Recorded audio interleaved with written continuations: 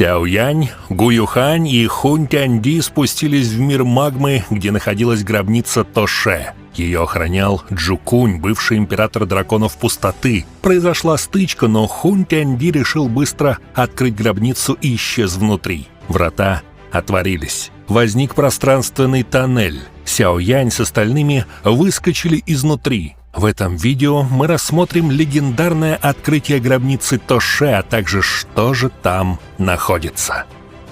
Это обитель древнего бога? Только Сяо Янь опустился на землю, как тут же начал оглядываться вокруг.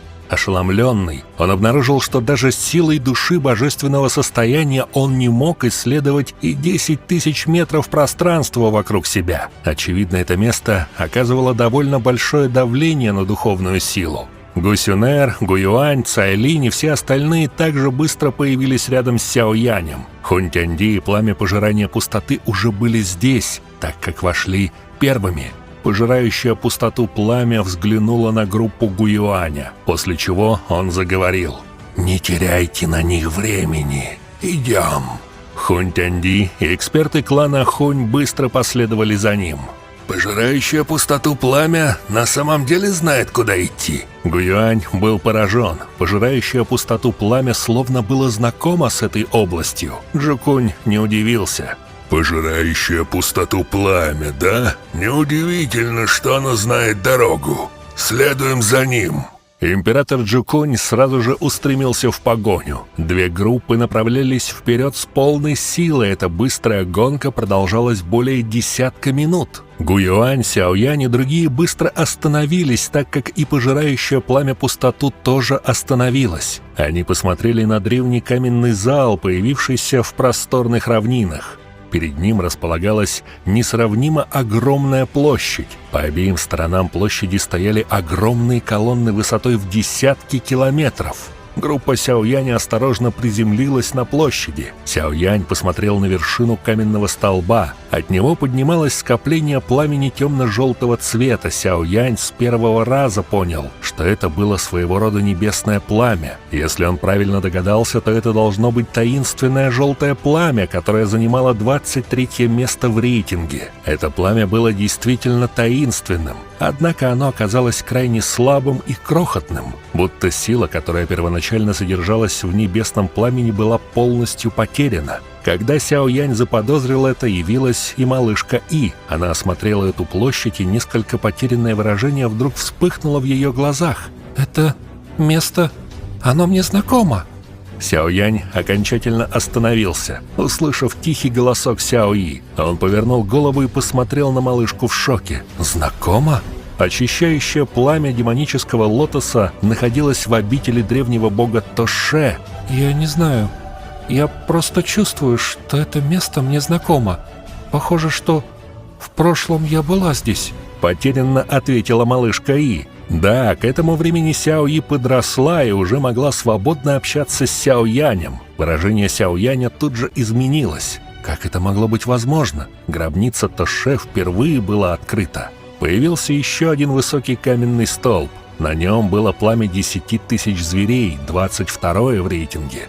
Сяо Янь медленно выдохнул, глядя на скопление красного пламени. Пройдя далее, он увидел еще один каменный столб. Из него также поднималось уже другое небесное пламя. Сяо Янь, который хорошо разбирался в небесном пламени, понимал, что это небесное пламя было настоящим. Им встречались настоящие виды небесного пламени.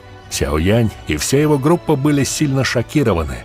На каждом столбе новое пламя. Итак, 22 столба. Среди них Сяо Янь встретил очень знакомое ему пламя сине-зеленого лотоса, пламя падшего сердца, пламя морского сердца, леденящие кости, пламя золотого императора и другие. «Неожиданно, что древний бог Тоше на самом деле любил собирать небесное пламя!» Увидев пламя 6-го ранга, воскликнул Гуюань. «Интересно, встретится ли нам легендарная тройка лидеров небесного пламени?» Хотя небесное пламя редко встречалось в мире, но это не значит, что оно существовало всего лишь в одном экземпляре. Но топ-3 отличались. Грубо говоря, если в этом мире существовало очищающее или пожирающее пустоту пламя, не возникло бы второго пламени такого же типа. Тем не менее, очищающее пламя и пожирающее пустоту пламя в настоящее время присутствовали здесь. Одно было в руках Сяо Яня, а другое приняло человеческий облик и помогало клану Хунь. Мог ли древний бог сотворить второе очищающее пламя лотоса и пожирающее пустоту пламя? Сяо Янь и остальные приблизились к концу площади. 2 последних столба, но на этот раз они не увидели никакого небесного пламени на их вершине. Топ-2 и 3 пламени пылало на них, будто эти 2 вида небесного пламени не включались в коллекцию Тоше. Как так и почему? Сяо Янь взглянул на пожирающее пустоту пламя, что потерянным выражением смотрит на последний столб. Мысль, от которой у него по телу прошли мурашки, медленно поднялась в его сердце. Дело не в том, что древний бог не собрал очищающего пламени лотоса и пожирающее пустоту пламя. Вместо этого они оба сбежали из этого места. Да, верно, они были здесь давным-давно, но сумели уйти.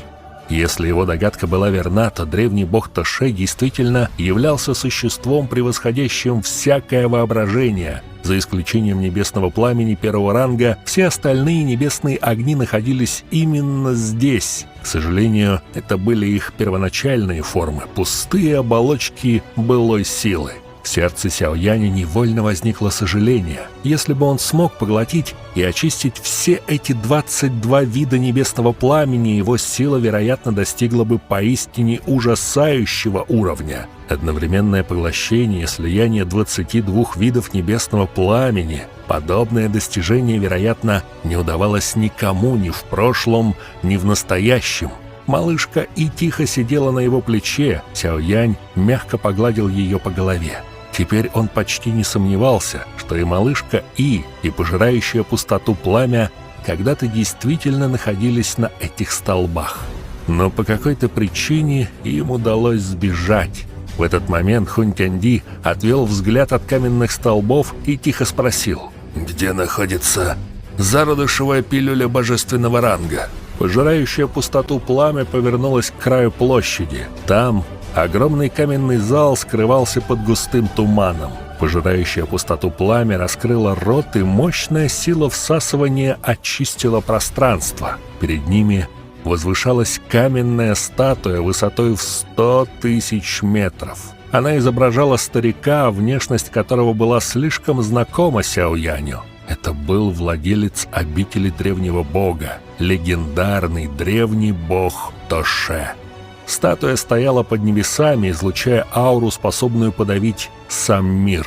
Даже Сяо Янь и остальные ощущали, словно на их плечи опустилась невидимая гора. Внутри сияющих скоплений были древние свитки, бесчисленные методы и навыки доу-ци высокого уровня класса Тянь. Сердца всех содрогнулись. Даже для присутствующих здесь сильнейших экспертов континента подобное собрание являлось потрясающим зрелищем. Техники класса Тянь считались редчайшими сокровищами даже в кланах Гу и Хунь. Но здесь они свободно витали в воздухе, словно обычные предметы. Однако внимание Гуюаня и Хунь Тяньди не задержалось на них. Их интересовала лишь зародышевая пилюля божественного ранга. И где же она была? Прошло много времени с тех пор, как это место было таким оживленным. Голос прозвучал прямо в ушах каждого. На руке этой гигантской статуи стоял пожилой человек. Внешность старика полностью совпадала с обликом статуи. Неужели древний бог все еще жив? Хунь Тяньди посмотрел на пожирающее пустоту пламя и спросил: «Что происходит?» Даже он ощущал от этого старика ужасающую ауру, принадлежащую существу уровня древних богов. Пожирающее пустоту пламя долго смотрело на старика, а затем неожиданно произнесло: «Это не древний бог. Это зародышевая пилюля божественного ранга». Слова прозвучали словно удар грома. Хунь Тяньди, Гуюань и остальные были ошеломлены. Старик на статуе внезапно яростно закричал: «Пожирающая пустоту пламя, мерзавец! Если бы я не помог тебе и очищающему пламени лотоса, тогда как бы вы смогли сбежать?» Вы оба обещали освободить меня отсюда!» После этих слов тела присутствующих дрогнули.